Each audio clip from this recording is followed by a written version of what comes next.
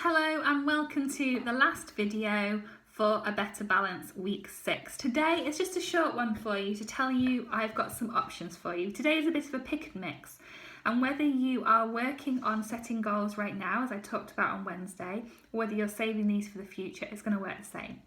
So attached to today's email, you have got a link to a sheet of very helpful, if I say so myself, hints and tips about setting goals that are smart and your own. So SMARTO. SMART stands for specific, measurable, achievable, realistic, time-defined goals. And when we put an O on the end of it for SMARTO, it's about making it your own. And I do think that is the most important thing about setting a goal, because if it's not your own and you don't care about it, the chances of you achieving it are extremely low.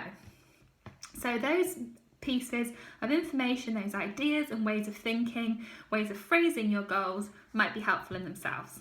And another thing I think is important is about the feeling you'll get when you achieve your goal. Now, of course, right now you might not know exactly what that's going to be like, but one way of making your own goal super tangible and something you really want to work for is by doing a visualization where you imagine what it's going to be like. So of course I've attached a visualization for you as well. See if that works for you. It's up to you. There are some journal prompts too, because I know how crazy you all are now about journaling. And when we think about the hows and the whys of what we want to do, it helps us connect a bit more deeply.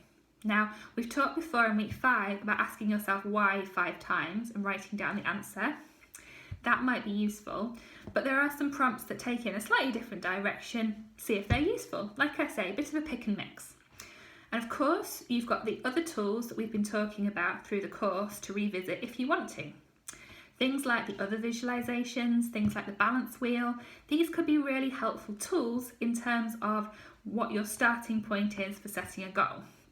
So although the course is coming to an end now, remember you can go back and do things. As I've said, perhaps the things you found difficult or you weren't in the right mindset for, perhaps they've got their place and you just need to come to them at a different time. I would like to say thank you to you all for taking part. You've been the most enormously fun, wonderful, helpful guinea pig group I could possibly have had.